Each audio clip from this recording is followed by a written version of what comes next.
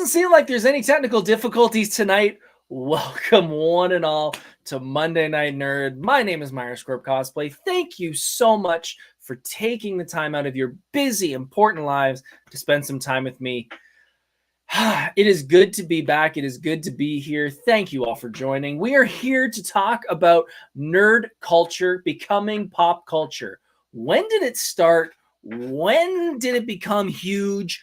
Where's it going? Is it going to last forever? We're going to answer all those questions tonight. But first, we have a ton of news, so we cannot waste any time. Folks, if you're listening to the pre-show, by the way, the pre-show is now going to become almost a standard thing. If you didn't tune in earlier, I'm going to start doing the pre-show from the desk behind me. That's going to be, I don't know what we're going to call it. We're going to call it 15 minutes on the bench or something. And we're going to talk all about the cosplay I've been working on and all that because we now are in cosplay season.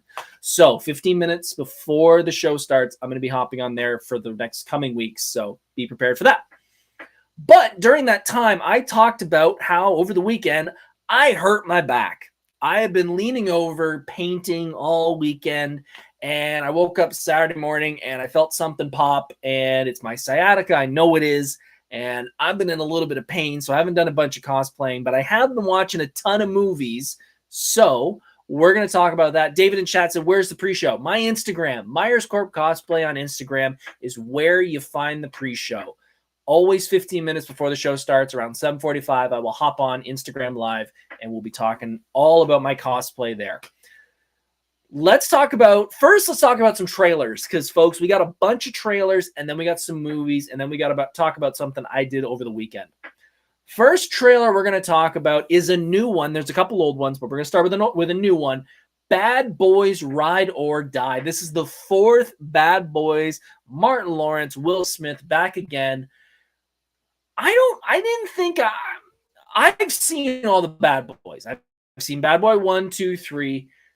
I really like those movies. I never really realized it until I saw the trailer come up and I went, oh, I'm excited for this. And it took me a second. I went, wait, why am I excited for Bad Boys? And I'm like, because it's a really good series of movies.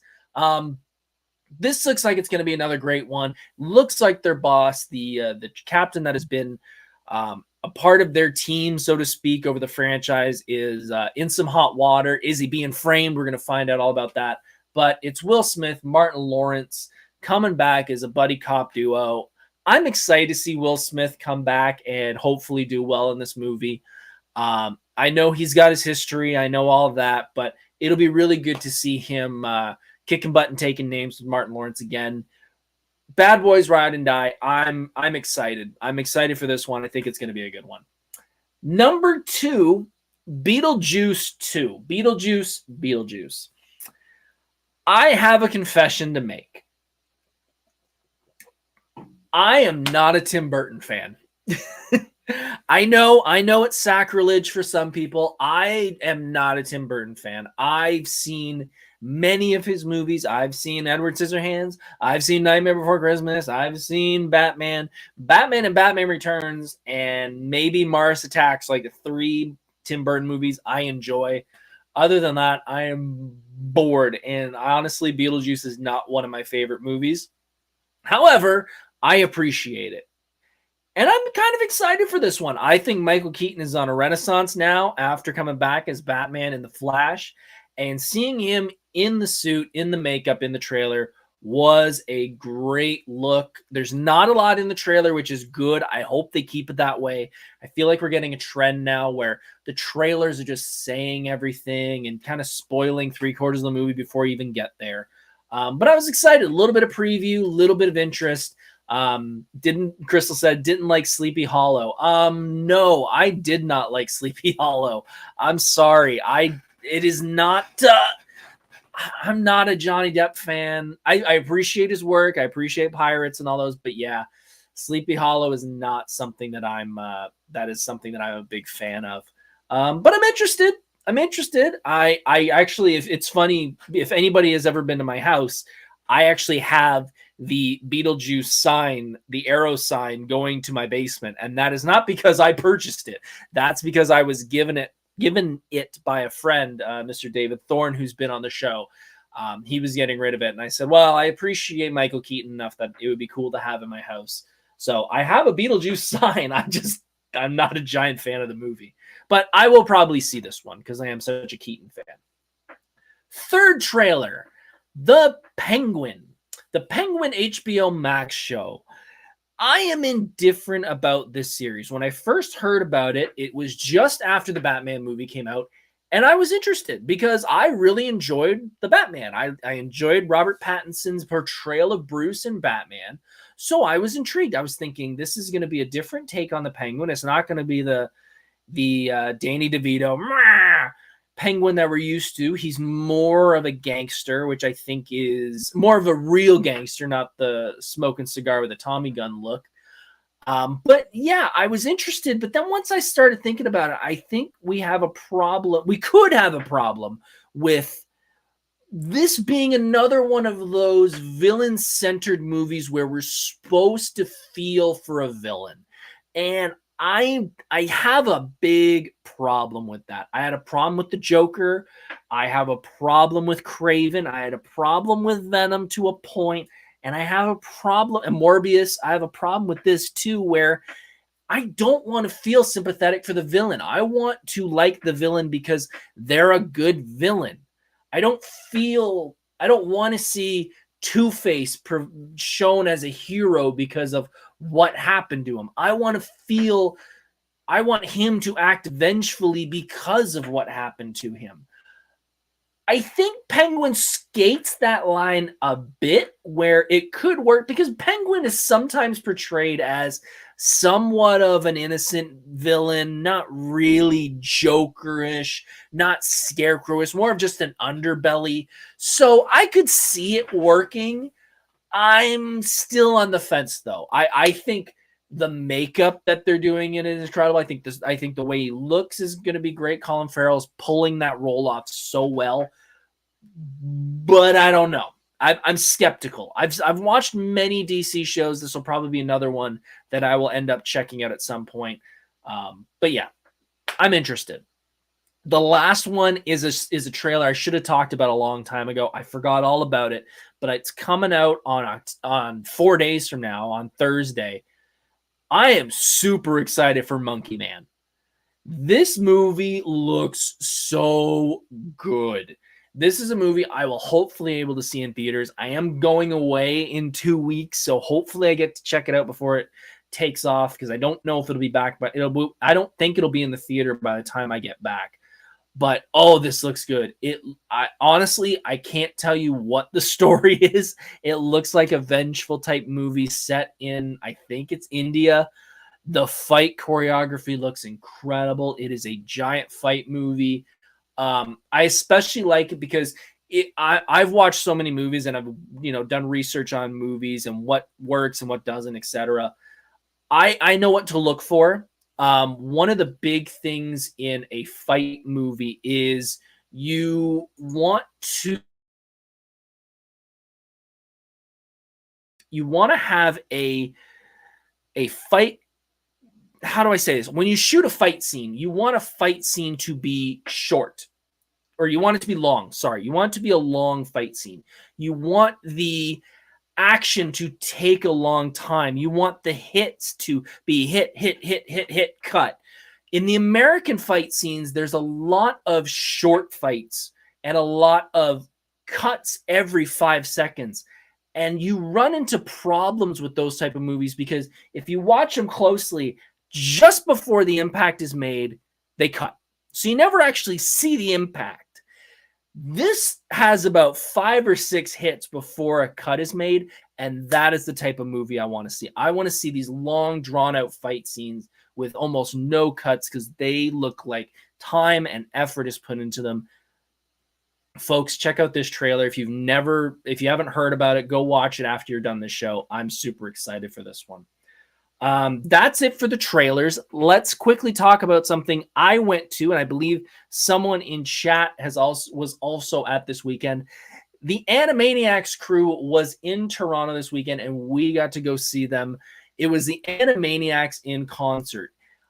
What an amazing show. If you don't know the Animaniacs, folks, you had Rob Paulson, who plays Yakko, and plays Pinky in Pinky and the Brain. He was there with the conductor of, or the songwriter from many of the songs in the shows, as well as Maurice LaMarche, who plays the Brain in Pinky and the Brain.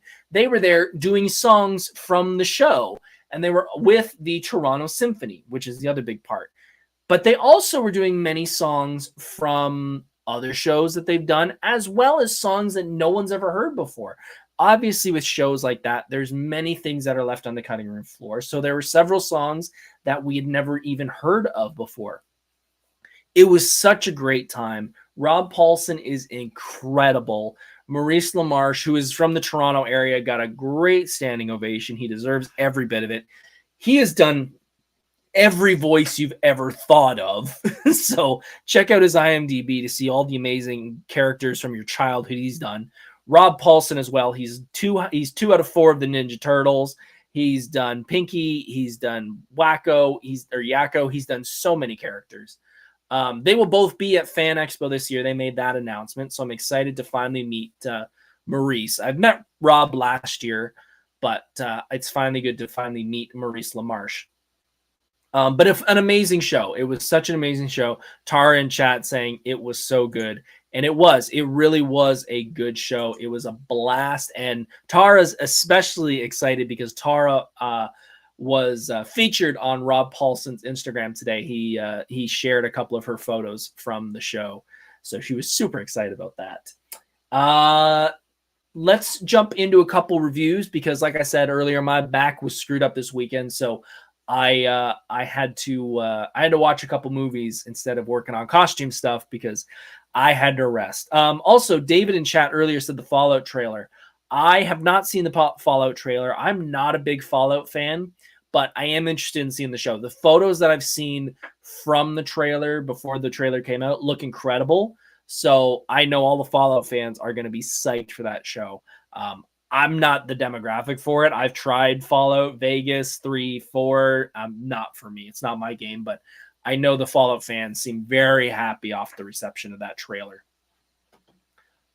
Reviews, movie reviews. What did I watch this weekend? Well, let's start out old to new. First, last night before I went to bed, I watched Darkman. Folks, if you've never seen Darkman, go watch Darkman if you're a Liam Neeson fan or if you're a Sam Raimi fan, because Liam Neeson stars in it and Sam Raimi directs it. It's from 1990. It's a superhero movie. Oh, it is fun. I would say it's sort of like a superhero meets Phantom of the Opera type story. Liam Neeson is a scientist. Some gangsters come in. They put him in some chemicals. He kind of gets burnt. He's sort of got like the Hush bandage face with a fedora and a long trench coat. He goes around extracting revenge. But again, it is a Sam Raimi movie. So there is a lot of humor. There's a lot of slapstick. The special effects are really good in the movie. There is a lot of practical special effects. There is some green screen. Folks, it's the 90s. It's not the best green screen. It's obviously green screen, but the practical effects are amazing. There's tons of explosions, tons of gunfire, tons of people getting their heads cut off and stuff. In PG, it's not graphic.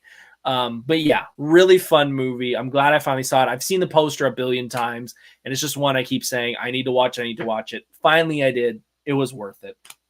Number 2, I watched Ford versus Ferrari. I am not a big car guy. If you've ever seen my car, it is a 2001 Echo. It is beat up to crap, but you know what? It drives. But I am a race fan to a point.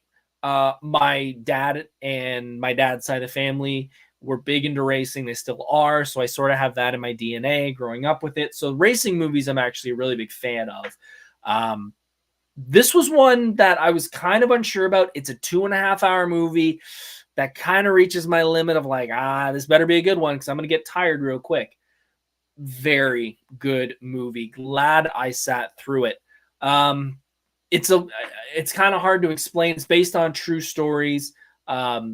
Ferrari is dominating Le Mans for many, many years, the 24-hour race. Ford wants to take a shot at it, so they hire the people to build the car and the driver, and the whole story is building the right car and getting the right driver to do the 24-hour Le Mans race. Matt Damon, Christian Bale star in it. They are great as always. I'm honestly thinking Matt Damon is becoming one of my favorite actors. I feel like I've seen so many movies with him that I just go, you're incredible, but I forget how good he is.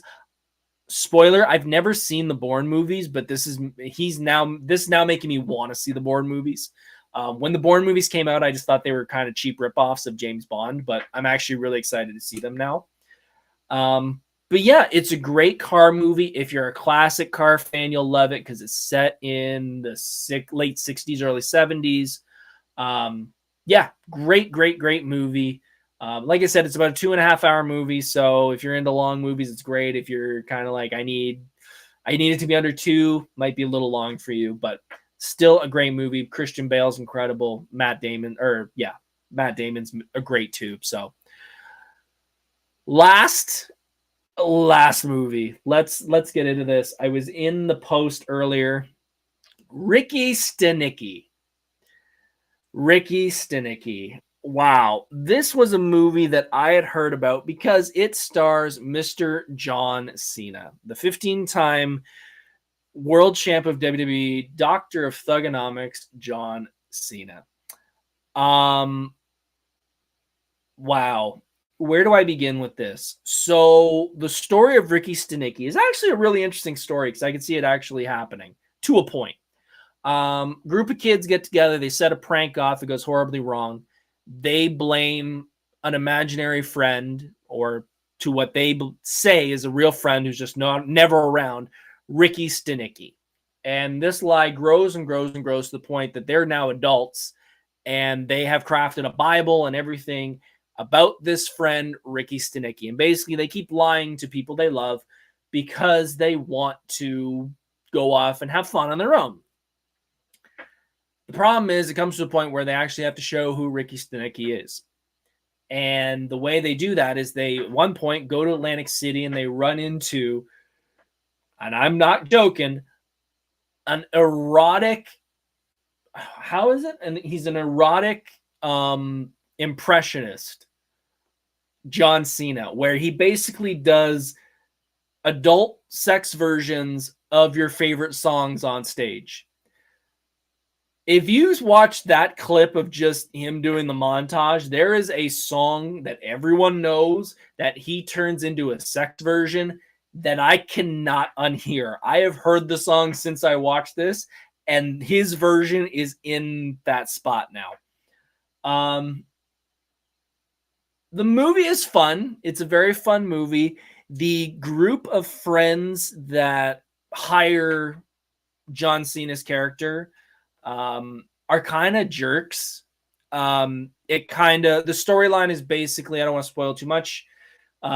He becomes so much of their lives and they don't want him to be, and he keeps getting more and more involved, and they just try and sabotage him for no reason except that they're scared he might tell on them. So they're kind of jerks throughout the movie. Obviously happy ending and all that. But yeah, it's a pretty fun movie. John Cena is hilarious. I know Rock and Dave Bautista and such get a lot of the platform and a lot of the spotlight for being the wrestlers that became amazing movie stars. John is right next to them, folks. He does not get the respect he deserves. More because he's done more of these, I think this is an Amazon Prime movie. Dave was obviously in Guardians and Dune and etc. And The Rock has been in everything under the sun. John is incredible. John has comedic timing that is just impeccable. And I was so happy to see him use it here. He is very heartfelt in the movie. He honestly has some very sentimental moments. But he's hilarious in the whole thing. So go check it out. I believe it's on Amazon Prime. Ricky Stenicki starring John Cena, and also what's his name from High School Musical and The Iron Claw, and I want to say Zach Galifianakis. It's not Zach Galifianakis. Anyways, go check it out. Great movie. That is all for the reviews. That's all for the trailers. Zac Efron, thank you. Thank you, Tara. Zac Efron. Thank you all so much for watching so far. If you could hit that like button, hit the subscribe button, do all the things that make this show do better on YouTube, better on Facebook, better on every other platform, that would mean the world to me. Share it with your friends. Tell everybody about it. This is just some fun for me, talking about stuff that I would love to talk to every one of my friends about. But unfortunately, we just don't have the time. So this is my way of doing that, talking to you folks and everyone else. Means the world to me if you press that like button, subscribe, and all that stuff. Sponsor for tonight, as always, my beautiful, lovely wife. She will always be my sponsor. Even if someone gives me some extra money, she will always be my number one sponsor, because it is true. I wouldn't be here without her. I really wouldn't be here doing this without her. She is incredible. Especially while I've been hurt, she's been helping out, which means a ton to me. I would hate to be going through this alone. But yes, hun, I love you. You will always be my sponsor. Thank you. All right. Let's talk about pop culture. Pop culture. Let's talk about nerd culture and how it has taken over the world. Because there was a time, I'm a 90s kid, and I remember, drawing comic book characters in school, reading comic books, and playing video games, and having the adults in my life go, "What's that going to do? Where are you going to go with all this? This ain't going to get you anything. Stop doing that." And many years later, I'm looking at them going, "This is the biggest thing in the world, and everybody's doing it, and you probably were doing it too and just didn't want to admit it." So when did all this happen? When did nerd culture become pop culture and become the norm for everybody? Well, that's kind of up into interpretation, because nothing happens just off one moment. It's varied throughout the years. I have seen people say that certain actors in the 80s was part of the reason, stuff in the 90s, video games becoming a big thing. I think it was more around the 2000s. So I have a couple things that I would say are big. I've talked to a couple other people. A couple other people have said their thing, so I've got them here as well. So let's start with what they said. I've had a couple people say that this all started in 2001 when Harry Potter first became big, when the movies came out. They said because everyone grew up with the books, this was sort of their crescendo of what they grew up with is now on the big screen, is now a multi-billion-dollar franchise. I kind of agree and kind of don't. So I'm not a Harry Potter fan. I never read the books. I've seen a couple of the movies, but I was not someone standing in line with a cloak holding a wand at the premieres. I don't even remember hearing about Harry Potter until around 2007 when the Deathly Hallows book came out. You could, again, I'm not in that culture, so I'm looking at it from an outsider point of view, and I feel like when the outsiders hear about it and the outsiders start talking about it, that's when it's becoming big. So I think that played a part, but I don't think that's the trigger. I think the trigger is 2008 for two reasons. One, that was the year that Twilight came to San Diego Comic-Con. Twilight had either just come out or was about to come out, and they were in Hall H talking about the movie. Now, a lot of people say, why is that a big deal? Why is that a big deal? Well, that was when the moms came to San Diego. When the moms and the girls who read the books came into a world that they wouldn't normally come into because their thing came to our convention. And I say our convention as in I would have been going to San Diego Comic-Con at 15 if I could have. That was when I feel nerd culture started to explode, because you had a demographic of a population that normally wouldn't care about any of this stuff that's when they sort of went, oh, we get it. They might not agree with it. They might not be a part of it, but they were in that world. David in chat says, I was born in 1961. I've been part of the nerd culture when we were geeks for over 40 years. And that's the thing. This culture's always existed. Always existed. There have been Comic-Cons for decades. I think this is when the rest of the world kind of went, oh, wait. Also in 2008 was when Walking Dead came out. And that was another moment where the TV show came out, and I think a lot of people who didn't know it was a comic book started to watch it. And they went, oh, wait a minute. This is something different, and this is a comic book, so maybe the comic books are not what they used to be. They're not Superman and Batman. It's something different now. Chrislyn chat says, for me, when Spider-Man came out is when it blew up. I agree that Spider-Man blew up, but you are also dealing with the biggest and best-selling superhero of all time. Like, Superman is one thing, Batman's another thing. Spider-Man's a different level. Like, Spider-Man is a kid's thing that blew up. And I remember going to sold-out theaters to see Spider-Man 1, but I still feel like that was primarily for kids, and that was still not getting that outside world as much. I feel like they knew about it, but getting them in it was, I still don't think it was there. Same with X-Men. X-Men was another moment where I feel like they got a taste of it, but I don't think it was enough to get the outsiders into that crowd.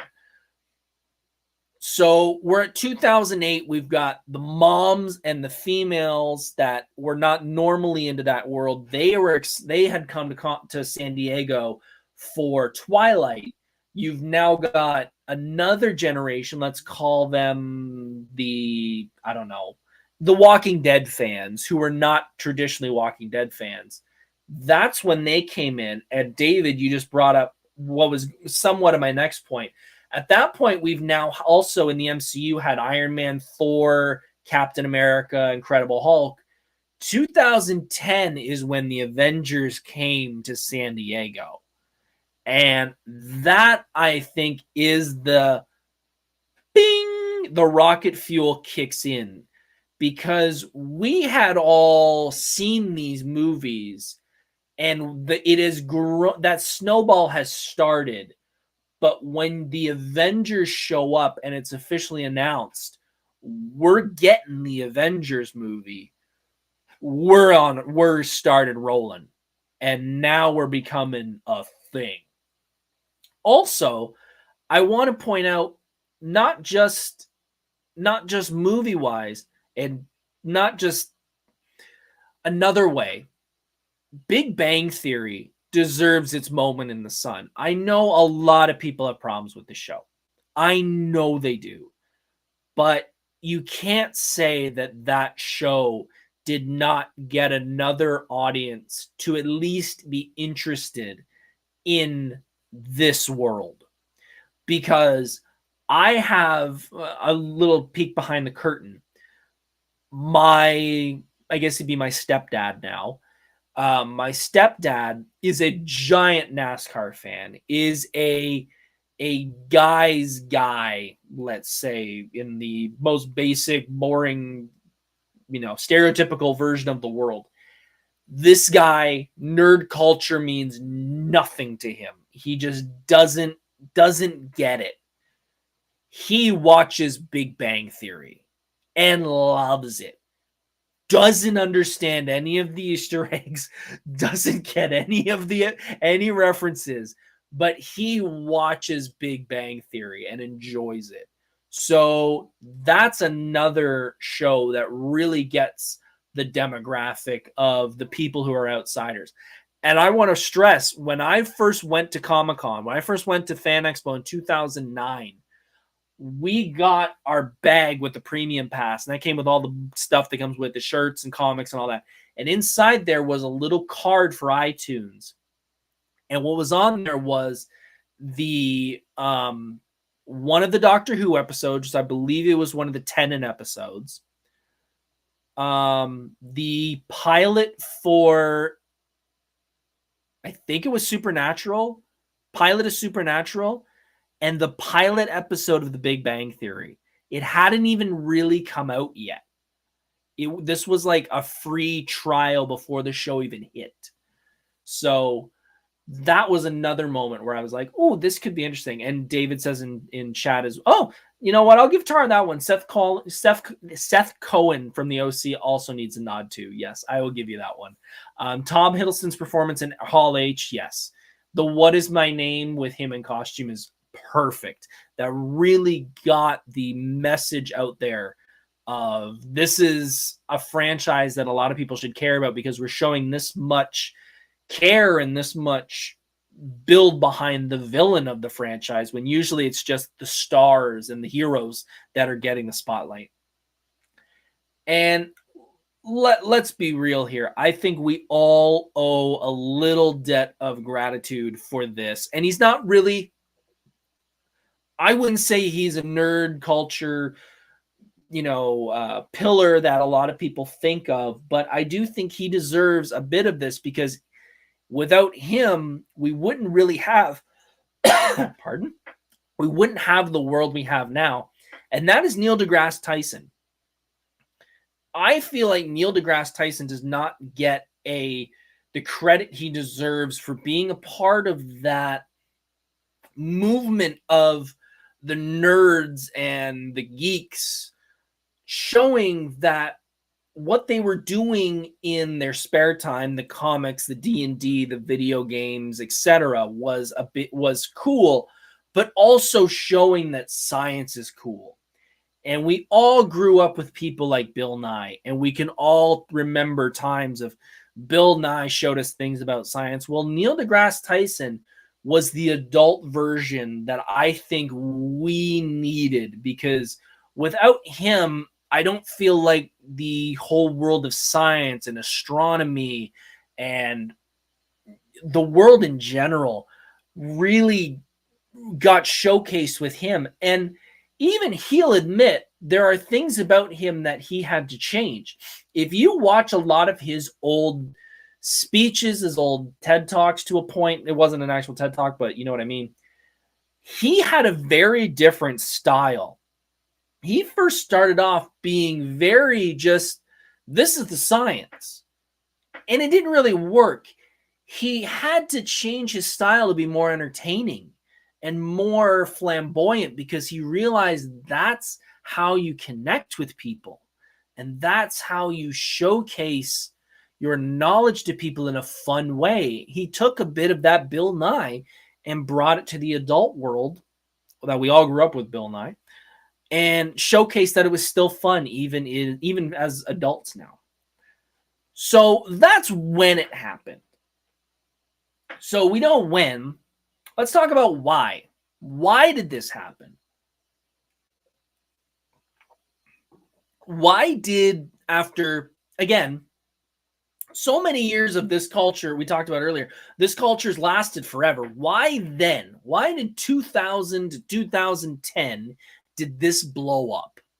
Well, this played a giant part in it because this was the time when the internet really started and really got a foothold of social media and sharing, and the world in general was able to connect. And instead of going to school or going to your place of work and going, I like comics, and everyone going, no. You could go online and say, I like comics, and the response would be, what comic? And then you could say, I like Superman, and they'll say, me too. I loved issue 155. And that helped build it because it built a worldwide community. No one had this availability to reach out to the world like I'm doing right now and touching people, not physically, but touching people and being able to say, I like these things, and having people respond back saying, I do too, and growing that friendship and growing that community in any community you wanted. This allowed you also to have every bit of your childhood readily available. Past generations never had access to what they used to have. See, this is a thing I barely remember even as a 90s kid, but this is the first generation, the Gen Z 2020, etc. This is the first generation that has all of their media on demand. From movies to TV to music to video games, everything is instantaneous for this generation. This is the first generation to have that. When back in the 90s, you watched something on TV, whether it was Batman the Animated Series or Batman the Movie, you watched it and then you didn't see it again. Because in the early 90s, you had to wait for a rerun. You had to hopefully be watching TV when that rerun hit. And again, that was 6 months possibly. And if it's a movie, you had to wait for VHSs to come out. And folks, I don't know if you remember, but the first VHSs were about $100. So it was a VHS later was cost efficient. Not until movies like Batman and stuff lowered the price to $30. Original VHSs were $100. I remember going to a store as a kid and seeing the Muppet movie on VHS with a price tag of $99.99. You couldn't just get a VHS back in the early 90s when the tech was still new. It was there, but you couldn't just grab it and run with it, especially today when you could just go online and find any series you've ever wanted and watch it. I also feel like this has happened because we have a benefit again of being in the generation, or at least, the generation just before the generation that everything on demand. But we were a part of a generation, and the generations before us, they were forced to grow up. Like when I was a kid, you had to go to school, get a good education, get a job, get married, have a couple kids, work your butt off, retire, you're gone. That was the way generations go.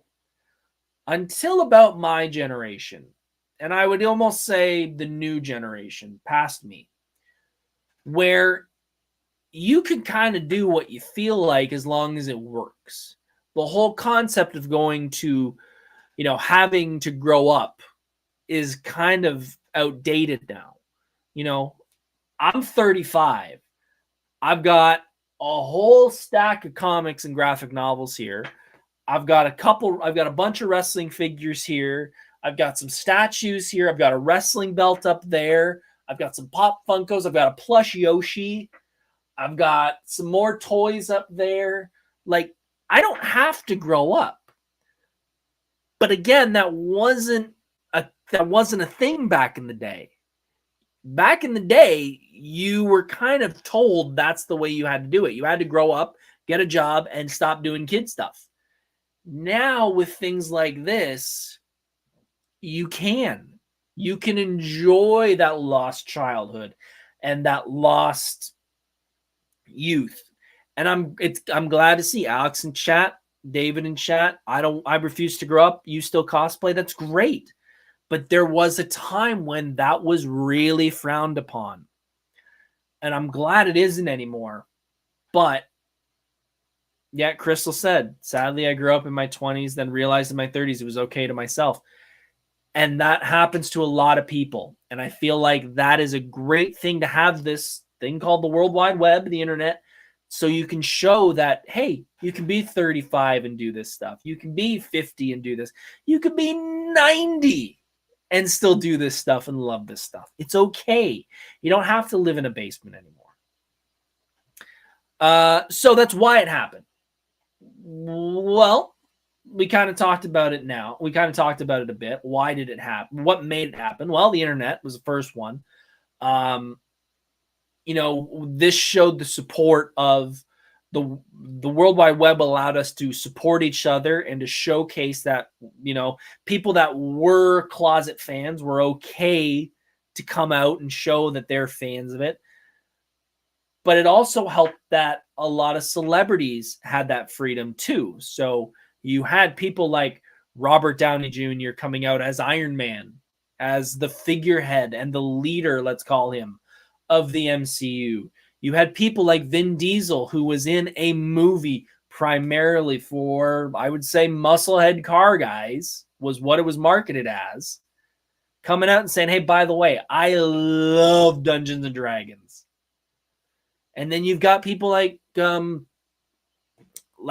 Dave Bautista coming out and saying, hey, dude, I love nerdy stuff. I collect lunchboxes. Check out Dave Bautista. He's got a ton of lunchboxes, all nerdy lunchboxes from when he was a kid, because he's a nerd. You've got Superman coming out and saying, hey, by the way, I play Warhammer and I could talk your ear off about it. Joe Manganiello, exactly. You've got someone that looks and acts like Joe Manganiello. I'm going to butcher his last name. Manganiello. Joe M. talking about his love for D&D and having a basement with a full D&D setup and having characters written about him. Terry Crews loves Lego. Same. Terry Crews talking about building his own PCs. Like, having these figureheads in pop culture, but even if it wasn't a nerd culture, coming out and saying, hey, by the way, I'm a big fan of this stuff, really allows the general public to come out and say, it's cool to like this stuff. I mean, you've got, kind of going off center here. Same with wrestling. Like, wrestling in the 90s was huge, and then it kind of went away. And now it's booming again. I think it was it Chance was at Raw a couple days ago? Someone from the rap world was on Raw, and he was showing off his new Nike shoes, and everyone was blowing up about it. And it blew up Nike's store because they needed to buy his new shoes. Bad Bunny, who's been on WWE, he's showcasing his shoe line on WWE. Logan Paul is on WWE. He's the United States champion right now. He's got his Prime stuff left, right, and center, which all the kids are wanting. So it's cool to be a nerd now and like those type of things. It's not frowned upon anymore. Now let's talk about where it's going. We have the rocket ship of nerd culture in the 2000s, 2010s. It's blown up. It's taken over the world. Where do you go? You've got everybody in the sun. You've got every kid wanting a Guardians of the Galaxy toy. You've got, people making lightsabers at Disney World now. What's the future going to hold? Well, things don't last forever, sadly. And I do think that the comic world is going to take a little bit of a backseat. I don't think it's going away. It's never going to go back to the basements or anything like that. But I do think it is going to take a little bit of a backseat because you're going to have some new things come out.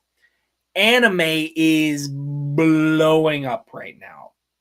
Anime has always had a fandom, but over the past couple years, I have seen more people in anime, more people talking about anime, talking about new anime, old anime. It is becoming the new flagship thing. Great. Love it. It's always had its fandom. It seems like that's going to be the next big thing. If you were at Expo last year, you know that the anime culture was in full swing at Fan Expo. I also think D&D is going to keep getting bigger. And I think whether it's the actual D&D or versions of it, I think D&D is going to keep going. I think the whole idea of a role-playing game and something like that is going to keep building. You know, there's restaurants out there that have things to do with D&D, and you can roll for, you know, sandwiches and all that. I use that as a joke because if you're in the Toronto area, there is a restaurant called Storm Crow that is very nerd themed. We went there a couple days ago for my friend Dave Thorne, who was on the show. He's getting married, and I'm one of his groomsmen. We sort of had a big get together for his groomsmen, and sort of we've met here and there, but we're actually going to have lunch together and sort of hang out, I guess. And Storm Crow has they have a meal called so the D20 burger, I think it's called. And basically what they do is they give you a placemat and a D20, and you roll for each part of your sandwich. So you roll the dice for whatever your bun could be, whatever the meat is, whatever the toppings are, whatever your side is, etc. Dave is not a vegetarian in the least, and he got a completely vegan burger, including a side salad. I believe he got a vegan bun. He got an Impossible burger. He got vegan mayonnaise. It was hilarious, and he was sick after. His body did not do well with it. So, just a little side story. I thought it was hilarious that he got sick. Crystal said, sadly, I'm not huge into either. I'll be sad when the superhero becomes dust. The superhero will never become dust. Superhero will never become dust. I just feel like there's only so much you can do with any property or any fandom, whatever you want to call it. For example, Nintendo is going to start doing more movies. The Super Mario movie did amazing, and they've announced they're going to do more. There's going to be a Legend of Zelda movie. There's going to about so many other things. There's only so many Nintendo properties they can do before you get so niche that only so many people know it. They said that about Westerns. And folks, there's still Western movies out there.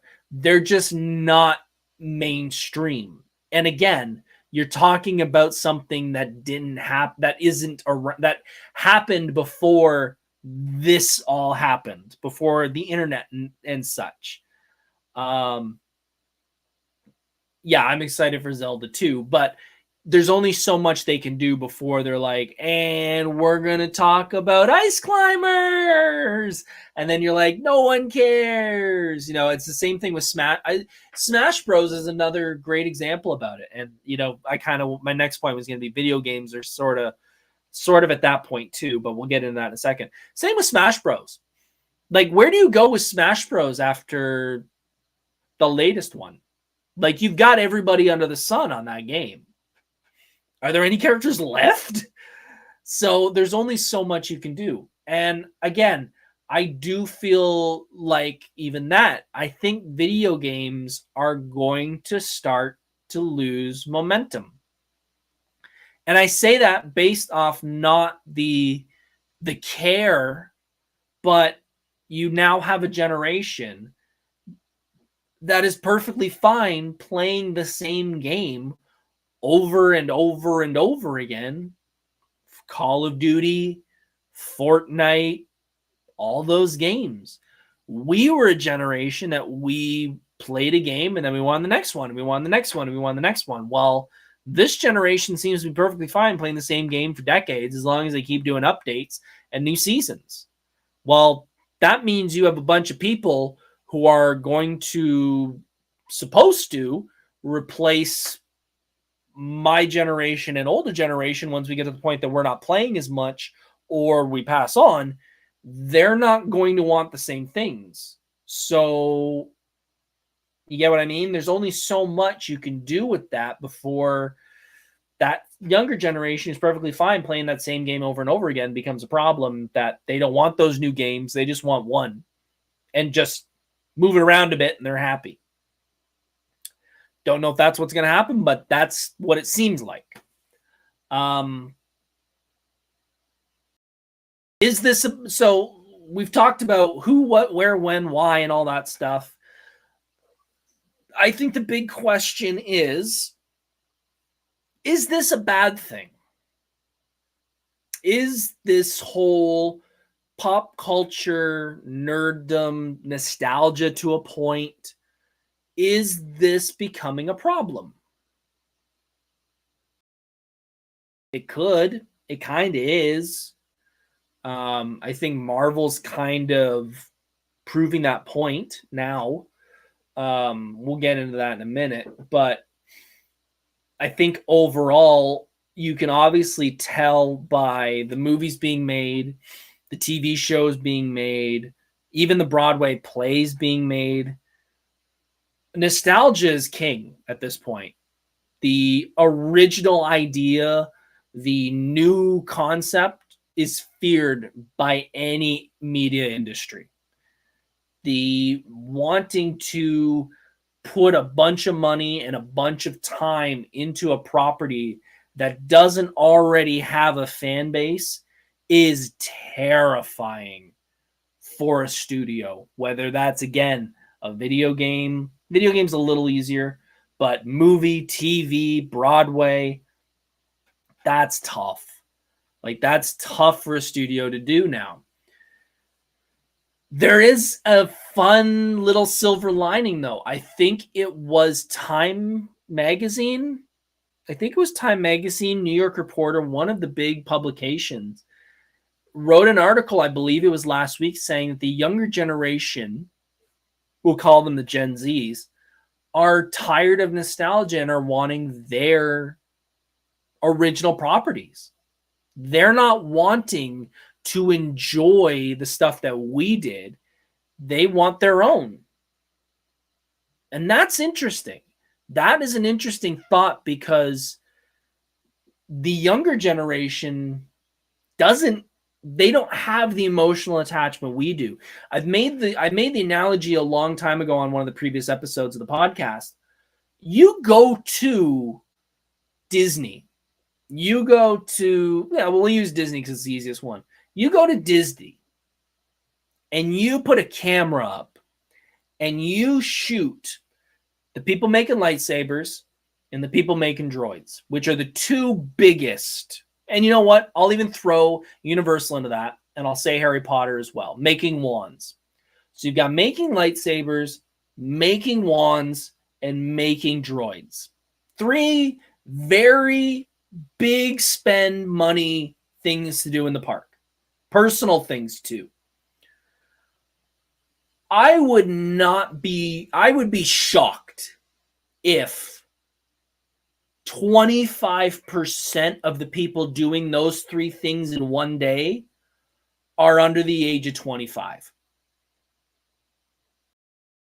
I would be shocked if 25% of those were under 25 years old. It's all for us. And that's great. But the problem is the younger generation, who is going to become us at some point and is going to have the money to do that stuff, has no emotional connection that we do. They're growing up with our stuff, which is good to a point, but then they're just rehashing the things that we enjoy. So it is interesting to hear that they are wanting their own version of it. Whatever it is, whether it's their version of it or they just want something completely new. I also feel like now it's a bit of a problem with all these things on demand, TV, movies, music, etc. And no, let me pause that. Alex, I just saw your comment. He said, because Hollywood has run out of ideas. Hollywood has not run out of ideas. Hollywood has not run out of ideas. Because Every story in the world has been done, and it has not been done in the past 10 years. It was done back in probably the 80s. Every concept that you can think of has been done. What you need to do, and what creators have done, is do a spin on it and do a new version of it and not just repeat it. That's what needs to be done. There's a billion ideas out there that are new versions of an old concept, but it's easier to just rinse and repeat or reboot or remake or whatever you want to call it, because that has the initial fan base excited.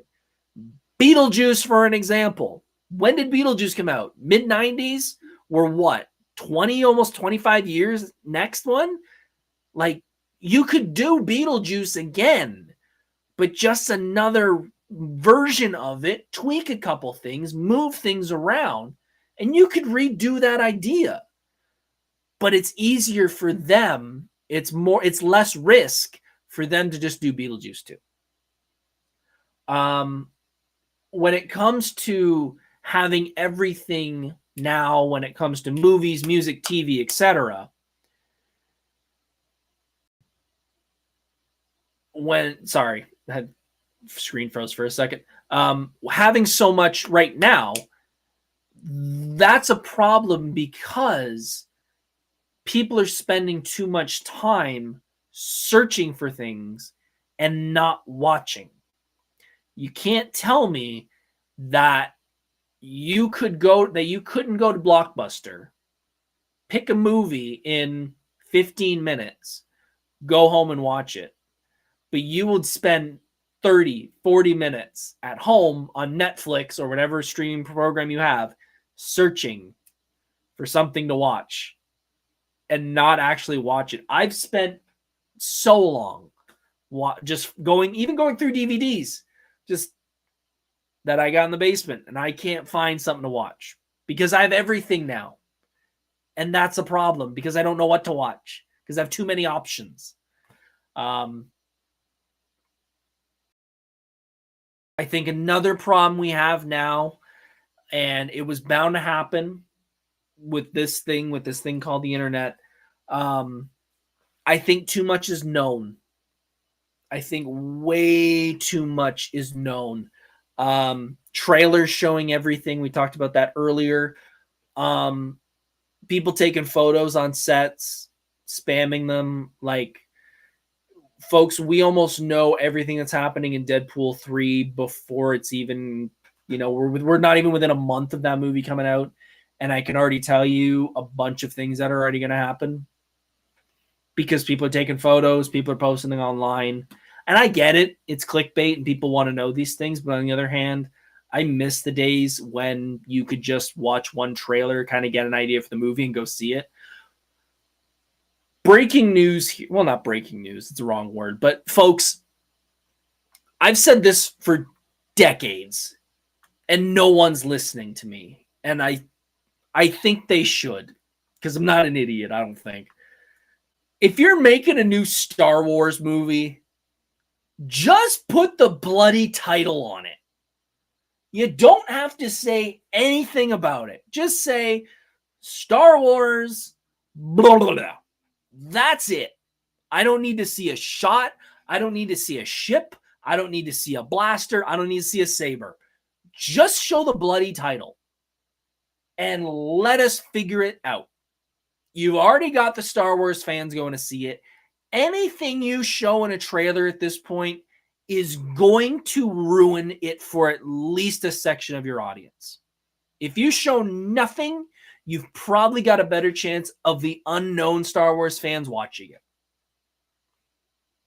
That's my opinion. And they never do it. They always pump out trailer after trailer after trailer after trailer. Waste of money, in my opinion. And the last isn't a personal thing, but I know a lot of people have a problem with it, so I'm gonna quickly talk about it.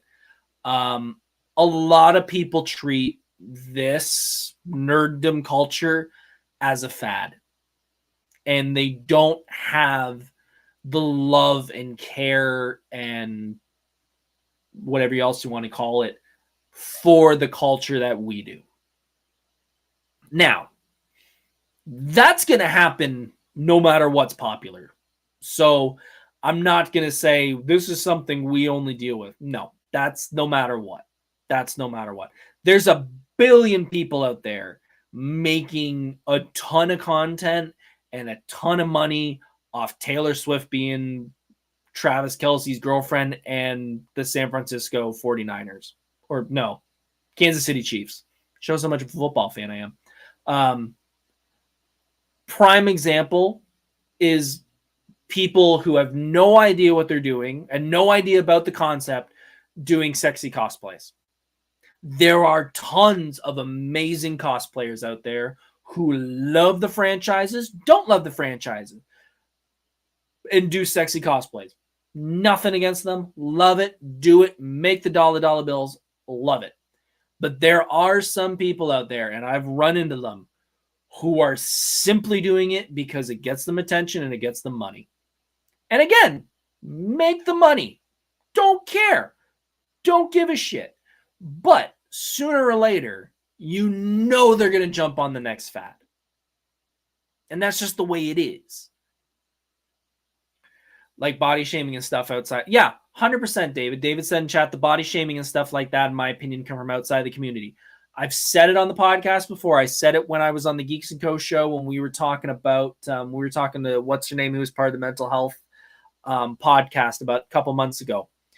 Anytime I've ever run into anybody body shaming, anybody who's ever had a problem, and I say problem loosely, with cosplaying or anything like that, is someone who has no affiliation to the fandoms at all.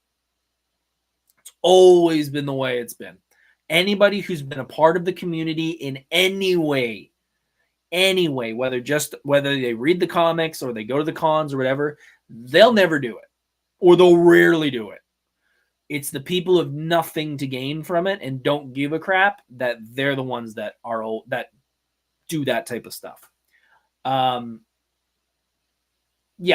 There's always going to be those people that are going to inflate the fandom based off just putting out content for the sake of it's popular.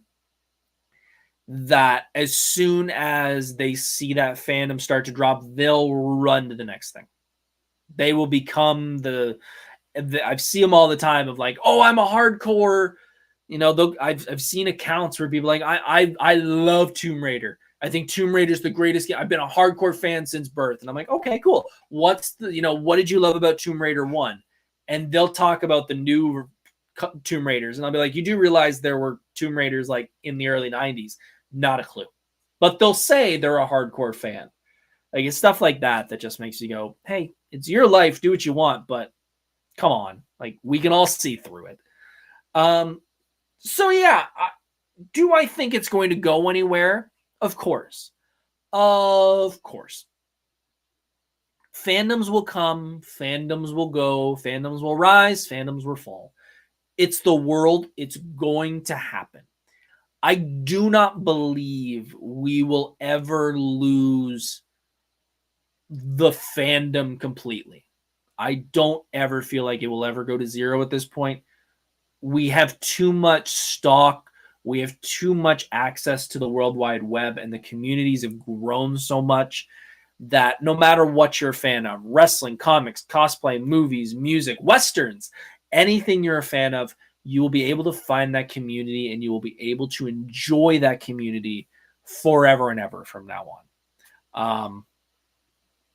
So don't feel like just because the MCU is having a bad year, it's going away and you're never going to get MCU movies again. You will get them. And if you don't, you can always enjoy it with the people who enjoy it just like you. We're at just past the hour mark, folks. Thank you so much for tuning in. That's all I really got to say about that. If you haven't already, please hit the like and subscribe button on here, on Facebook, on YouTube, all those things. It means the world to me. Leave a comment on the video after this is done too. That really helps. Next week, it is WrestleMania weekend this weekend, so we will be jumping into my top 10 WrestleMania moments. I'm going to be talking about what WrestleManias I grew up with, what were my favorite moments. I've been a wrestling fan since '97, but I am a hardcore wrestling fan, so I've seen every WrestleMania. We're going to talk about what my favorite moments are, and one of them might be from this week's WrestleMania. It's 2 nights, folks. We've got The Rock and Cody Rhodes versus Seth Rollins, and The Rock and Roman Reigns versus Cody and Seth Rollins. They're going to be doing a tag match on night 1 on the Saturday. If Cody and Seth win, the bloodline is not going to be involved. On night 2, Roman Reigns versus Cody Rhodes for the Universal title. I'm excited. I'm going to be going to Buffalo to my friends Leslie's. We're going to be watching it there with a bunch of friends. It's going to be a good weekend, folks. I will see you this Monday talking about wrestling. Until then, stay safe, stay healthy. Hope you're doing well. I will see you all soon. I love you all. See you on Monday. Love you. See ya. Hey, thanks for watching Monday Night Nerd. If you enjoyed this content, please hit the subscribe button, like this content, and follow on social media for even more nerdy fun. See you soon.